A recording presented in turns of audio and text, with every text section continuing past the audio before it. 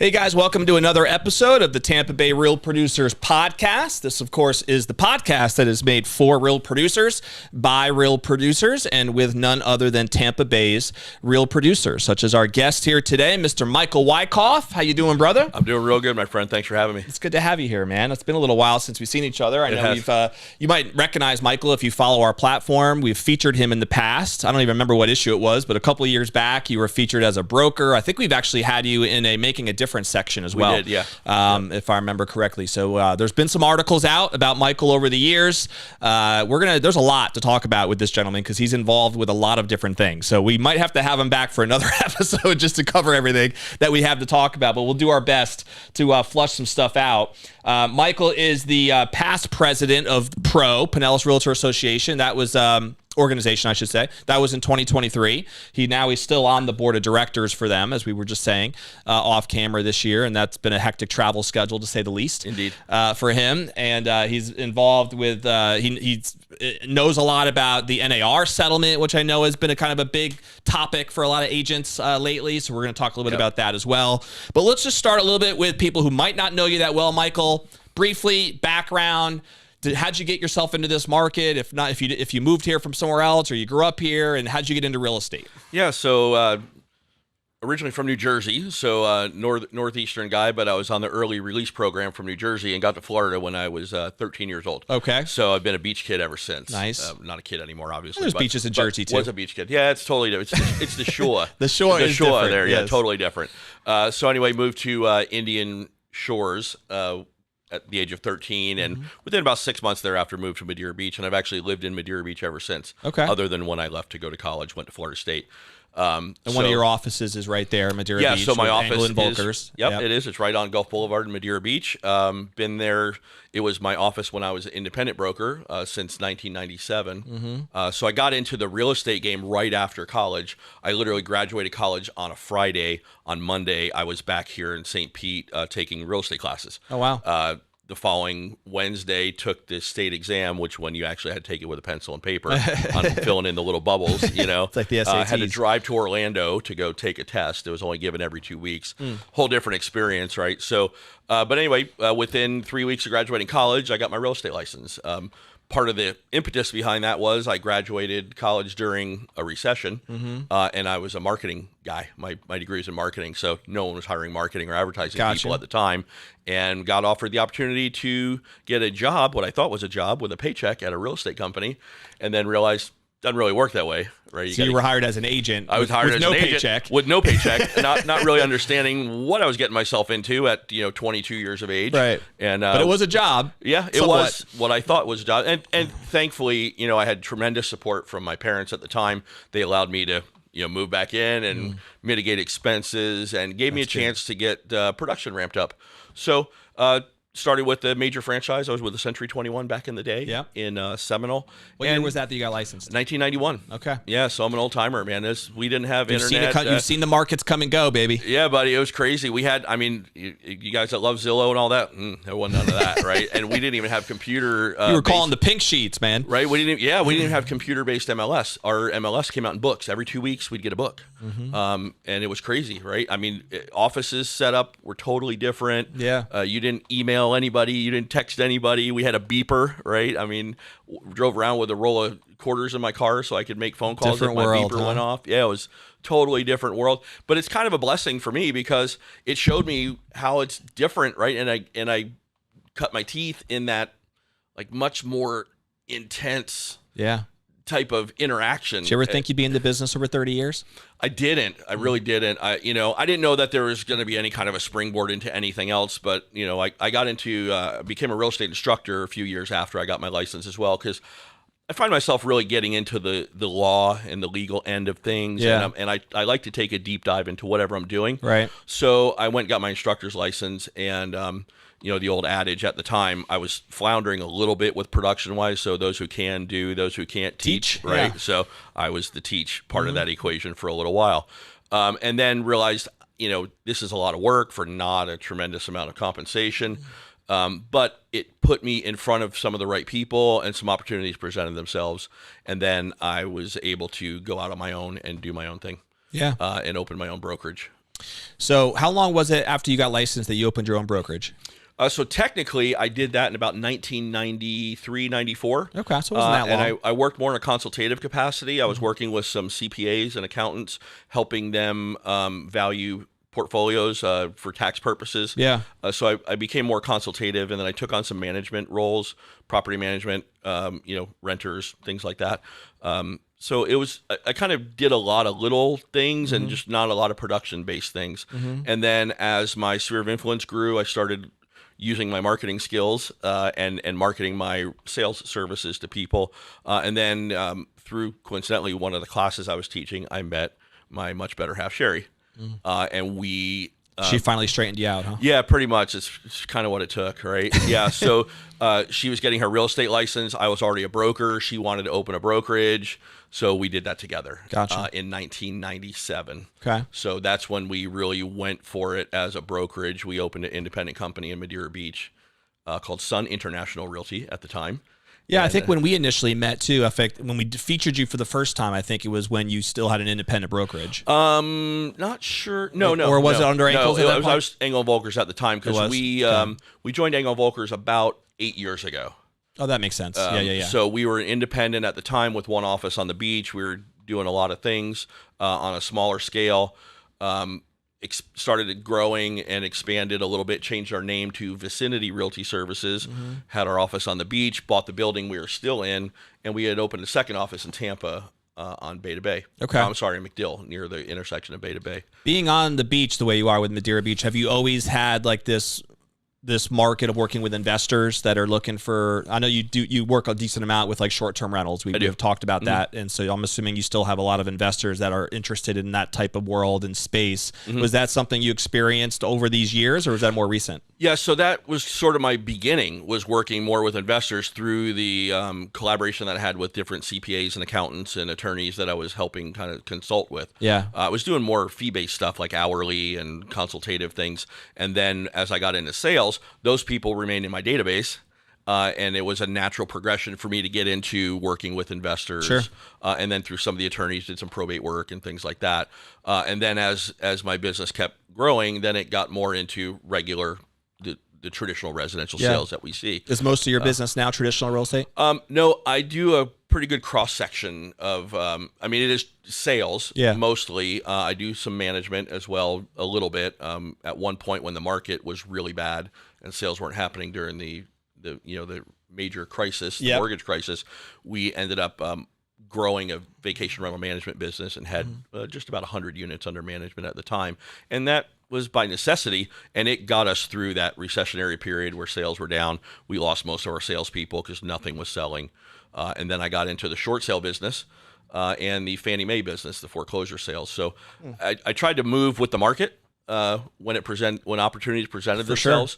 Sure. As I said, I try to get deep into what we're doing. So I try to spot trends and figure out where's the next opportunity. I feel like you have to do that if you're going to be in the business over 30 years. I agree. Yeah, because you do. There's not one cookie cutter way that's going to work that long. You got to have different strategies. I go from paper books to instant communication through our cell phones. So this is no credit to me, but those of us who've been in the business a long time have had to learn how to morph with the business. Yeah, and it's a testament though to the fact that I think it's very admirable to, no matter what the business is, to be in it over 30 years, just from a standpoint of knowing what it takes to succeed in that for a longer period of time and being able to pivot successfully. A lot of people try to pivot, but they don't do it very successfully, right? Yeah. So to pivot and actually do it well speaks again to something that you've done has been working well. You're doing some things right, Michael, in order to be able to grow the way that you have. And you mentioned before that some of your best years ever in real estate were just recently, right? Last couple of years with Engel and Volker support. They have been, yeah. So you had asked me previously offline, when we joined Engel Volkers, what was the impetus behind that really?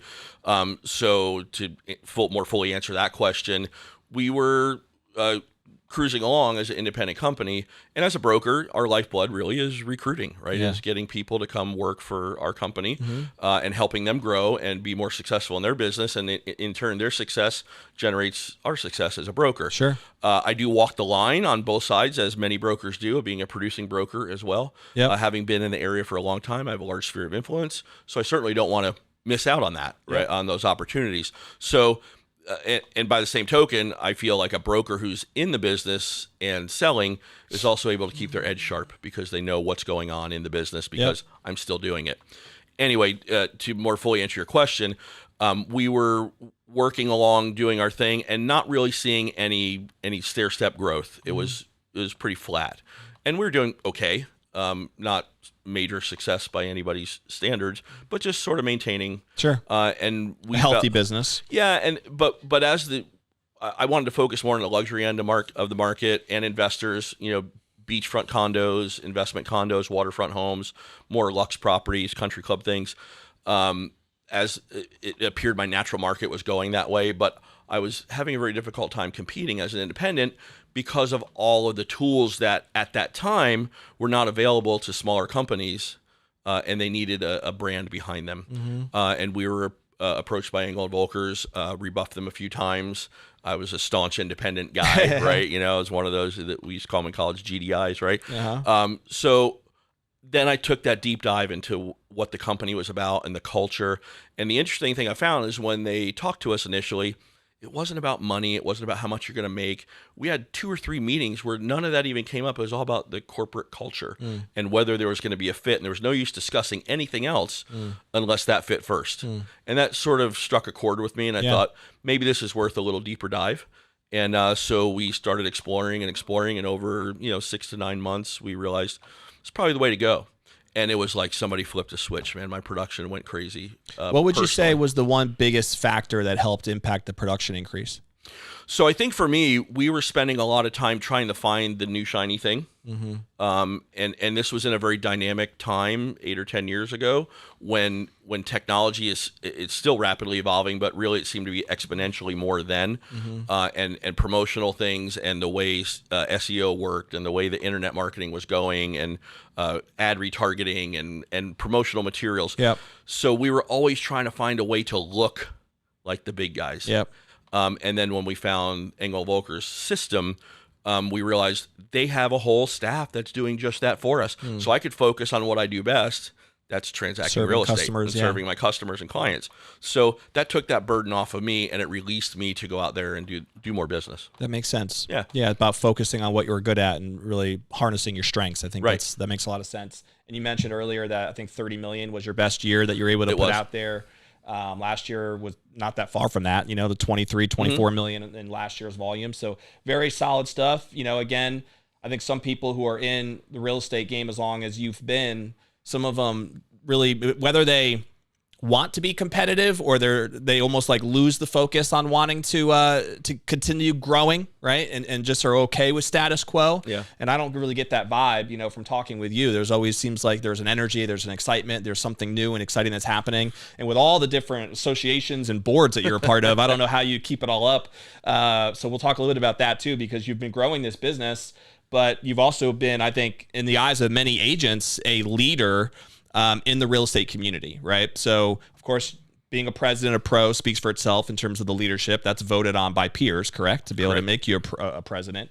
So let's talk a little bit about, what is it about like these different leadership roles, whether it's PRO, the board of directors that you are in now, I guess educate people on like, what is your role with this NAR settlement? Like, are you just somebody who has studied it, or being in the role you have, has there been a little bit more behind the scenes involvement of knowing what's been involved with this whole thing? What is it about like these leadership roles that have really resonated with you as to how it's been a good fit for you? Okay, so to back up, why did I do it? I've always been a doer, and as I said, I like to take a deep dive into whatever it is I'm doing, and I realized that I never really understood what the Association of Realtors did for me.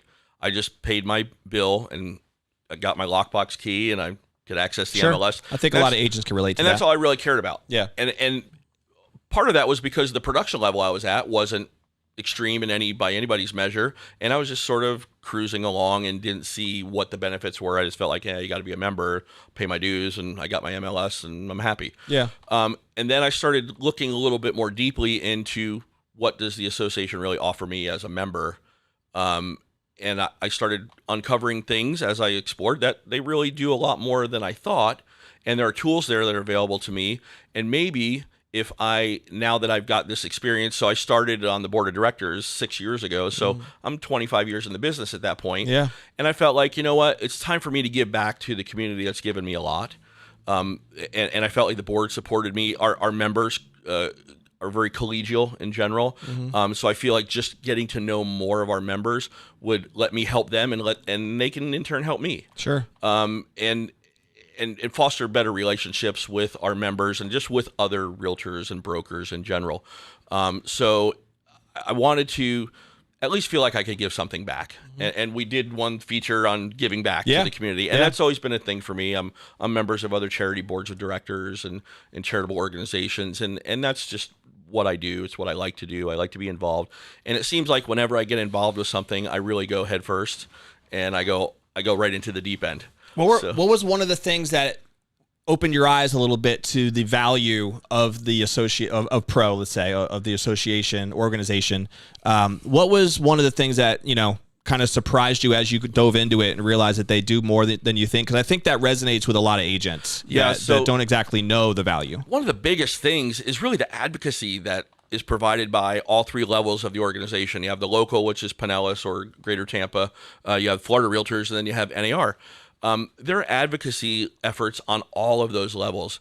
And one thing I never really understood or grasped was that we're one of the largest lobbies in the country. We're like the second largest behind the NRA, which whether however you feel about that doesn't matter, but we're a huge lobbying organization, and we're also very large on the state level. So we have a lot of influence we have a great audience among our politicians, and we actually have to take that with a lot of importance behind it, because when we speak for a lot of people. We have 240,000 members of Florida Realtors.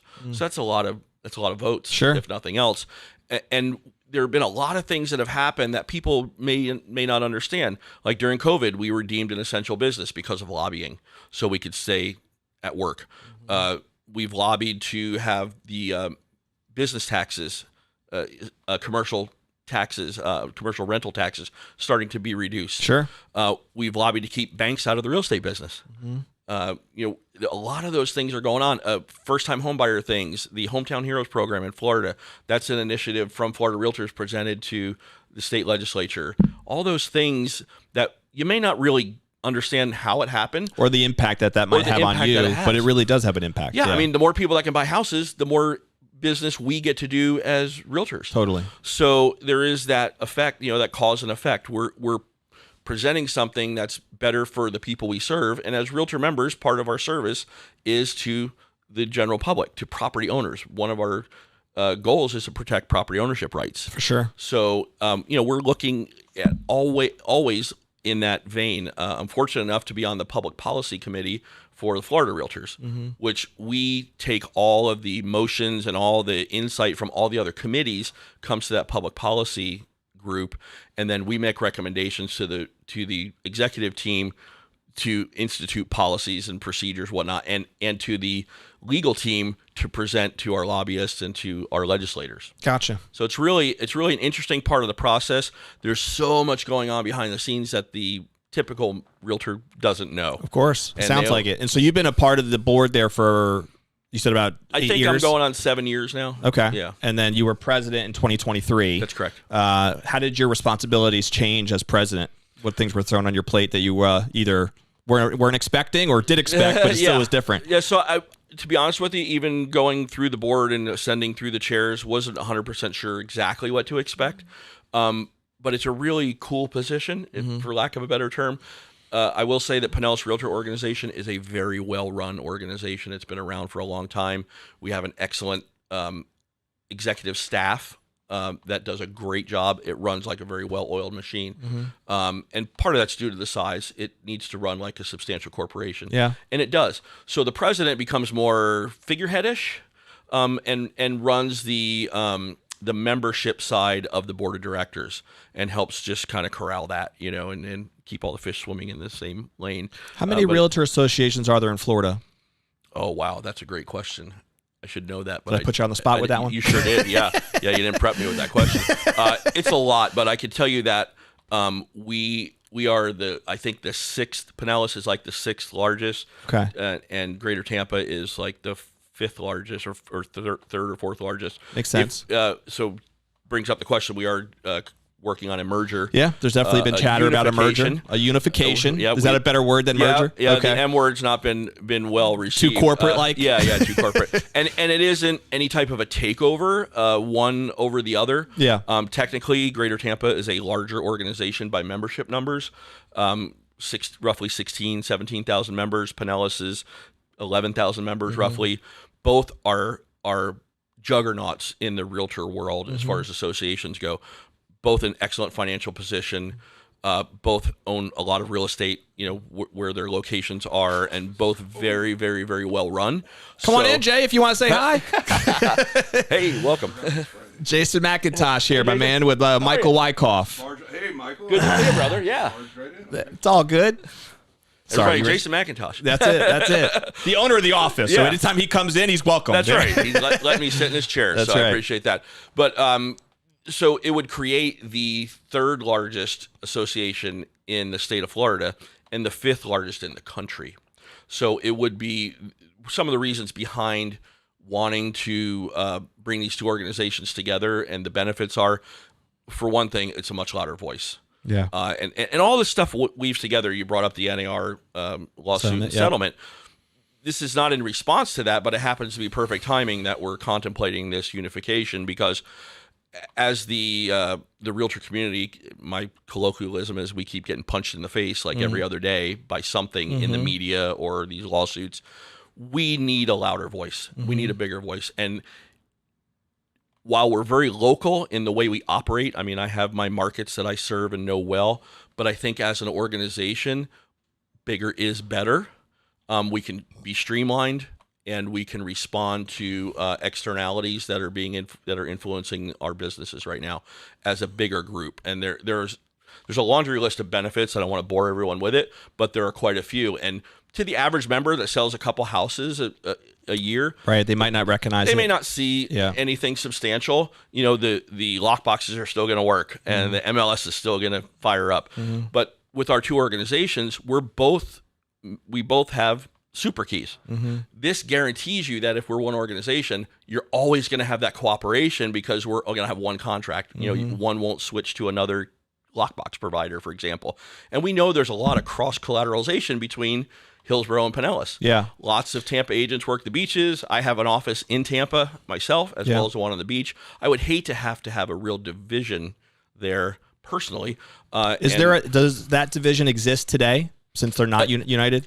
Not really, because we are under the same lockbox system, and we're members of the same MLS. But if something were to happen in the future and we were still separate organizations, a board of directors may see a carrot dangled in front of them from either side of the bay and decide to change for whatever reason. Right. And then that is going to have a pretty rough impact on the people that practice on both sides of the bay. Yeah, which is a lot. Obviously, even with what we do, Tampa Bay Real Producers is branded that way for a reason, because there's a continuity on both sides of the bridge, right? That's where our head's at too.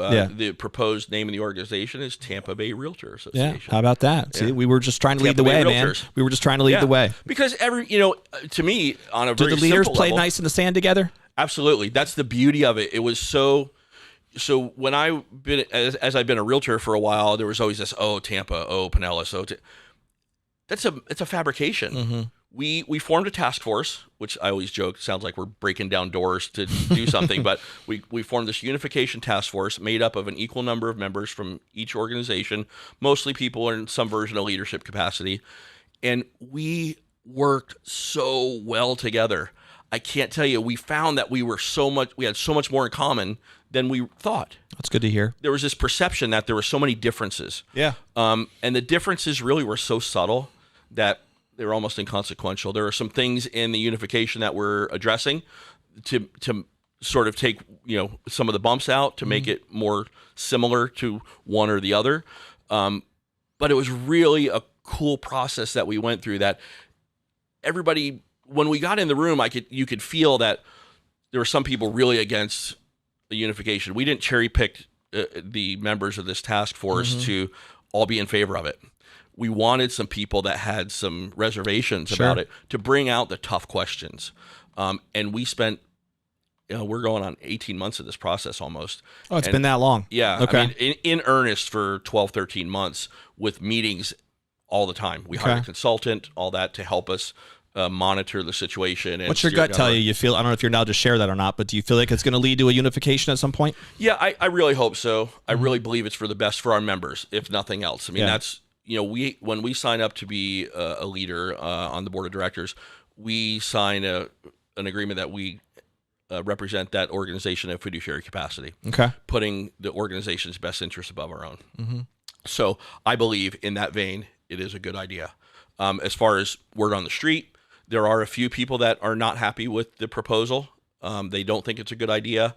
But the majority of the people I've spoken to... Is there a common thread or reason as to what would be the biggest reason against it? So it goes back to that perception of cultural differences, I think. There are some people on both sides. There's no one side better or worse than the other.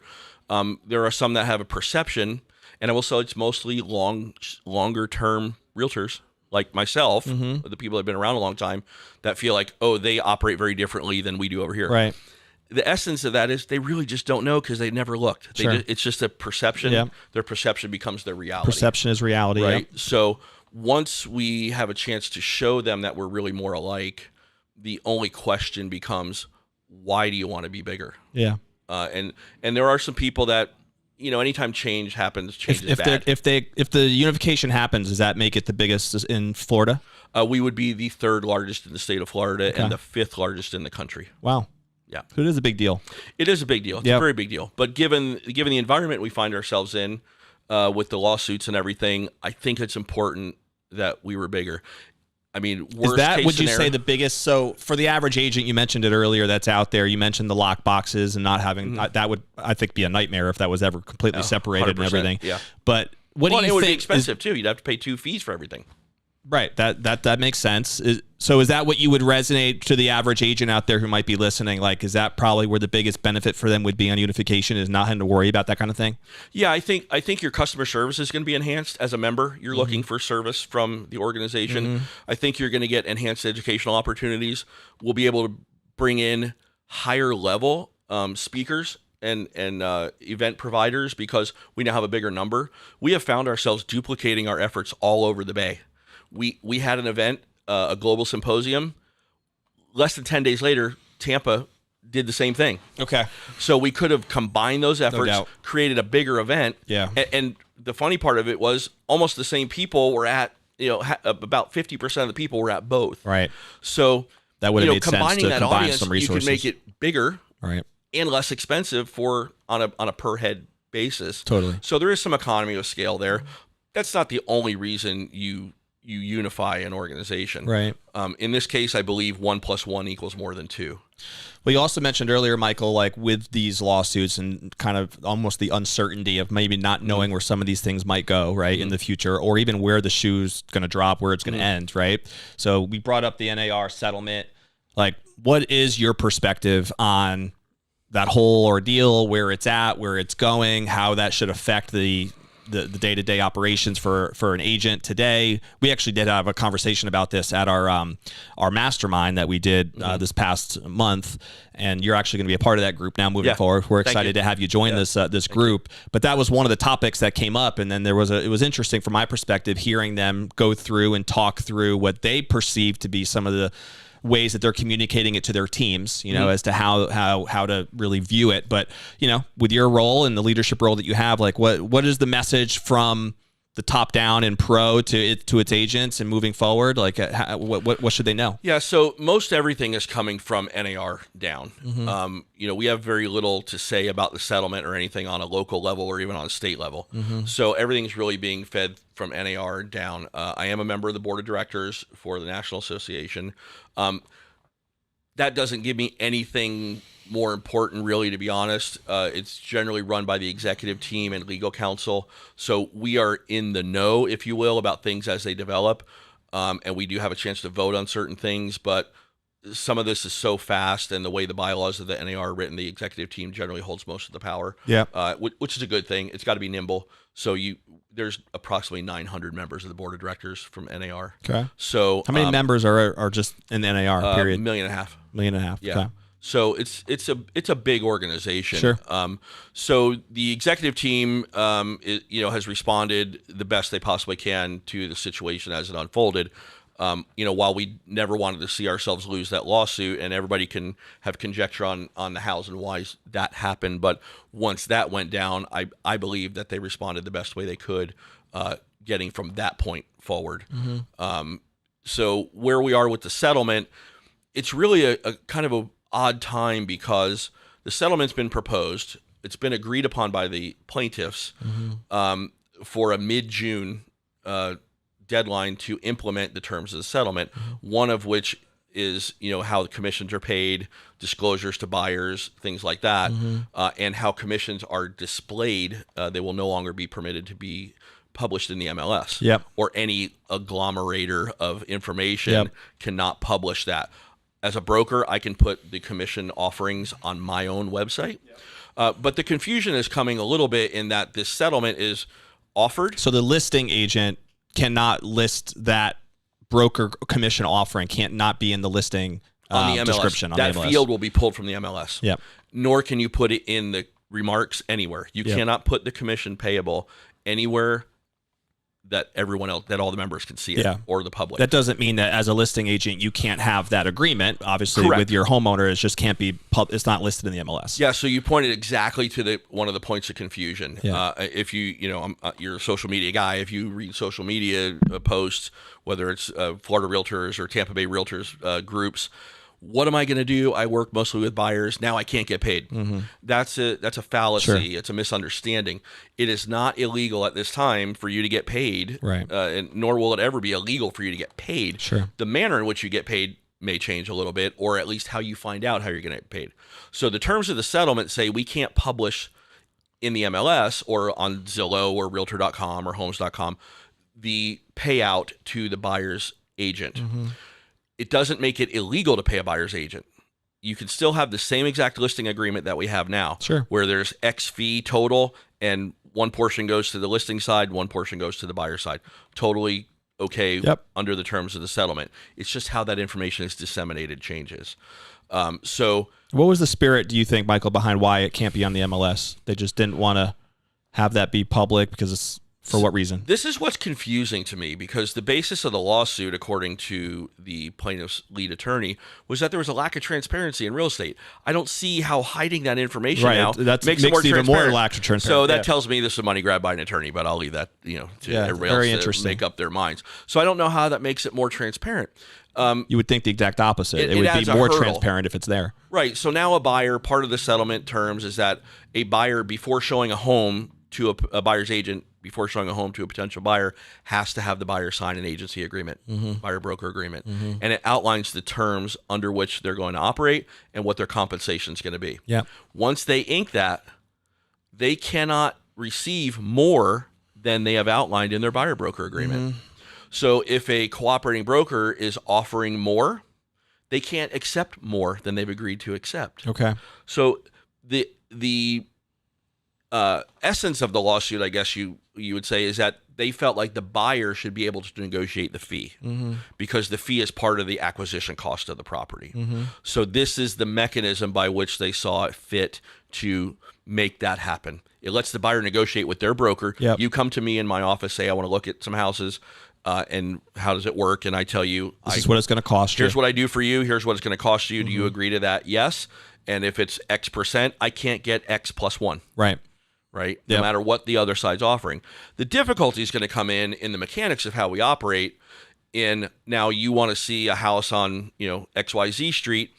I have to contact that listing broker and find out if or how much they're paying on every single house. Just because that's the fee that we've agreed to, if that person's not paying that fee, that's just coming out of, I'm paying that somehow out of pocket. Yeah. Right. So the argument that NAR has had all along, and any logical person in the real estate business would have, this is going to have a disparate impact on people that are using down payment programs, the VA loan programs, the FHA programs, and those who are traditionally disadvantaged in the ownership of real estate. Yeah. Because now they're going to have to come up with extra money that they normally wouldn't. And that wouldn't come out of closing? Well, I mean, that would come up. That would be is not additional down it, payment money. Yeah. So if the seller is not offering it, is the buyer's agent going to work for free? Right. So and you and I have a contract now that says you're going to pay me X percent. Right. And I am not allowed to rule out houses that don't pay me unless you give me that permission in writing on that buyer agreement. Yeah. Right. So it's going to be a little bit confusing. Makes sense. There's going to be a learning curve. So now curve. the buyer is going to have to put down their whatever amount, say it's 5% down plus whatever they would be owing the buyer's agent in those situations. Unless they decide to make an offer Yeah. that includes a concession from the seller. Yeah. That could then be used to pay the buyer's agent. Right. The scary part for me, if I'm working with a buyer and I make that offer and the seller says, hey, I like everything about your offer except I won't pay your concession and everything else is agreeable, what do I do as the agent? Right. I can't just go, hey, I'm not going to get paid. I got to walk away. Right. Now I'm potentially working for free. Right. The liability issue comes in there. If you work for free, your E&O insurance doesn't cover you. So there's definitely some mechanical there. Yeah. Work. And by the same token, the people that don't want to or can't afford to pay a buyer's agent directly as a buyer are usually the people that really need our services the most. Right. So this whole thing turned around by the attorneys in a way that we're trying to help people get a better deal, but they're not helping the right people get a better deal. And it's frustrating. But I'm sure they're getting their cut pretty well. Yeah, about $500 million. I mean, that's all. No big deal. Amazing. I wish we had more time, man, because I feel like we can dive into a lot more of this. Yeah, there's a lot to unpack. There is. Like I said, we'll have to have you back on another episode. Happy to do it. And a couple rapid fire questions here for people, again, just to get to know you who don't know you that well, Michael. Do you have a favorite book, author, seminar that has made an impact on you personally or professionally? So from an entertainment standpoint, I'm a Randy Wayne White guy. I love his books. I think they're really cool. From a professional perspective, I don't really have one single favorite because I don't want to get stuck in a lane. I like to read across all different authors, all different types, whether it's working with buyers, whether it's being a better broker, whether it's just being a better human being. So Engel Volkers, for example, has a quarterly book club, so I usually get involved in that, and it helps us. And they give us a few books to choose from. We as a group pick which one we're going to do, and we take a dive into that. So those are really good. I do like getting into business building, production, but also salesmanship, personality types, all those different things. I don't find myself like that's in one. We could have dove into a whole other conversation, was just the life of being a broker, right? Yeah. And the recruiting that you mentioned, and what you look for in that world, because that's there was always value there. And I've had similar conversations to some of the other team builders and brokers that have been on here, but I know I would love to hear your perspective more on just that thought process of what you do when you're looking for the right recruits and how you set up that expectation. So again, we'll have to have you back to dive into that a little bit more, but I really thought it was timely to have you on today to talk obviously about the NAR settlement, because with your leadership and your experience, I'm glad that we were able to get your opinion on that and kind of flush out a little bit of the misconceptions that are out there. And I don't think it's a space where buyer's agents should be freaking out, right? It sounds like there's a game plan. You have people there to support you. That's the first sales meeting I had at my office after this came out, and I said, before we go anywhere, the sky is not falling. Exactly. We're going to be okay. Right. There may be some differences in the way we operate, but we're going to be fine. In some ways, it could even help, a lot of buyers from a standpoint of buyer's agents, I should say, from a standpoint of like refining their skills, right? Absolutely. Like learning how to have that conversation with somebody, to have that agreement in place in writing, and have that be practiced more. We should have been very using similar to a listing appointment, right? We should have been using the buyer's agency agreement for years and years, and many agents do, but most don't. Yeah. Now it's and most of the hesitation around agents that don't use it was, if I present a buyer the first time I meet them with this contract, they're going to get scared and walk away. Right. Well, that's a valid concern, but now everyone has to do it, so we're all on a level playing field. Right. It's just the normal way to do business. They can't blame you for presenting them with a contract like you're forcing them. Hey, the law says I have to do this. Yeah. So I think it's going to help us in general. It'll also solidify the relationship between the buyer's agent and the buyer. Because how many times have you heard somebody say, I was working with this guy for 3 months, or this family for 3 months, and then they went and bought an open house on the Sunday because I didn't answer the call. One side note on that, just out of curiosity, I thought of a question. for someone who is a buyer who wants to do it on their own, right? Doesn't want to work with the buyer's agent, and they just go and find a listing somewhere. Is that listing agent still able to treat it the same way where they can represent both sides? So that's something we're seeking clarification on. Okay. And I know Florida Realtors legal team and the NAR legal team are looking into how we should interpret that. The way I see it from experience is that we would present that buyer with a non-representation agreement. Says we don't represent you. And some of that's going to depend on your representation of the seller. Are you a single agent? Are you a transaction broker? Are you a non-agency representative? Yeah. So, there's a couple different lanes we need to look at in the representation. So you probably would not be a transaction broker if there's no compensation being given to you from that buyer. So one of the questions has been, I'm holding an open house. Do I have to stand at the door with a buyer agency agreement? Yeah. There's a bit of a carve out for that allows that to take place because you are holding a public open house. I gotcha. So there are going to be some things that we still need to get some more information on. Yeah, it sounds like it. And it hopefully by maybe even when this time becomes official, which would be July, I think you said, right? Yes, yeah. There would be some more clarity coming out. Yeah, Florida Realtors is working on new forms to address some of these things. They'll be out sometime mid-May. Okay. So, there's going to be some changes, but I want to encourage everyone to, watch your emails that come from GTR and from PRO or whatever association you belong to that relate to some of the new policies that you're going to have. You're going to want to get there and really read it. Don't just delete the email. You're going to want to. There will be some training needed. Yeah, and the associations are going to have seminars and discussion groups and webinars and things on how to handle these changes. And so, Mike, if somebody did want to reach out to you, maybe a member of PRO and just wants to have a conversation with you for whatever reason or learn more about the unification or some of the stuff going on, what's the best way for someone to connect with you? So if you're interested in the unification, you can go to tampabayrealtors.org or tampabayrealtor.org, and there is a frequently asked questions, the proposed bylaws, proposed plan of merger, all that's on there, and the schedule of when the town halls are. I think there's only one left. At PRO, and then the voting will take place in mid-May for the actual vote for the merger. But talk about anything else, if I can help anyone. Anybody can vote? Any member. Yeah. Any member can vote, and it's going to be done online for convenience, obviously. So we need, regardless of which way you feel about it, make your voice heard. Just get out there and vote. It doesn't matter which way you feel. Obviously, I'm in favor of it. I think in general it's a good thing.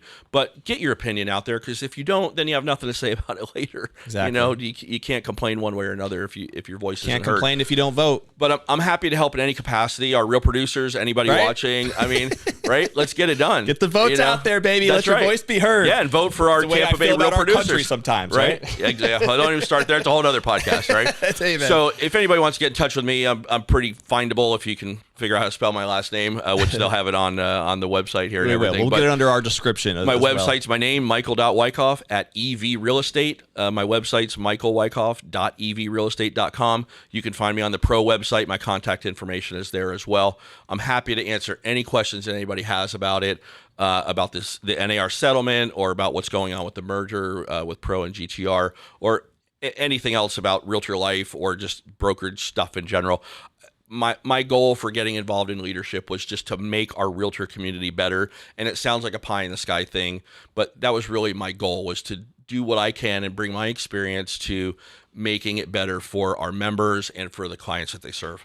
Yeah. Well, I think you've done a great job of that. I know from my experience with other agents and many top producers throughout Tampa Bay, they look up to you, they admire you. Many of them, view you as a great leader. And so I think that reputation has been built accurately from what I can tell from our conversations as well. And I'm excited to hopefully have you back again to be able to dive into some of these other principles that we didn't get a chance to talk about. I'd love it today. But we'll put a bow on the episode the way we always do, which is just to end with a challenge from the audience. So today's topic with Michael was, a lot based on his experience with the board of directors with PRO, based on the fact that he was a president. It's not every day you get to bring the president of PRO in here on the show and dive into some of the experiences from that perspective. But like Michael said, he also has a lot of background in just seeing over 30 years the ebbs and flows of the market and in running a team, right? And a brokerage. We were just talking off camera too. He's got a couple of hotels that he has connections with down in Madeira Beach. So if you're somebody who might know a buyer for a couple $1 million plus properties and hotels, you can talk to Michael about that as well. All right. He's got some opportunities there too. Yep. But take action on something. Maybe you're somebody who does need to feel like, you're a little uneasy about this NAR settlement. and you just want to get someone like his opinion on how is this really going to affect me. Maybe you have some questions that we didn't get a chance to even talk about today. I'm sure he'd be open to having a conversation with you. Reach out to him. That might be the action step you need to take. Maybe you need to read one of the books that he recommended, whatever it may be. But take action. Do something today that's going to move you forward personally or professionally, so that the time that you invested in watching this podcast was worth it, whether you were watching us through our live stream or, of course, through any of our many podcast platforms. If you don't already subscribe, click the button so you're notified every time a new episode comes out, which is weekly. And we, of course, will see you on the next episode of Tampa Bay Real Producers, powered by Top Producers Nation. We'll see you guys later. Bye. Hey there, my name is Trevor Collinson with Casker Creative. We're a branding and marketing company helping people build their brands through advanced storytelling and better than your average aesthetics. One of the reasons I love Real Producers so much is because it gives me a chance to really get outside my box, not hide behind a computer all day, make meaningful relationships, and really immerse in a sector that I'm looking to spend a lot more time in. Thank you so much, Tampa Bay Real Producers.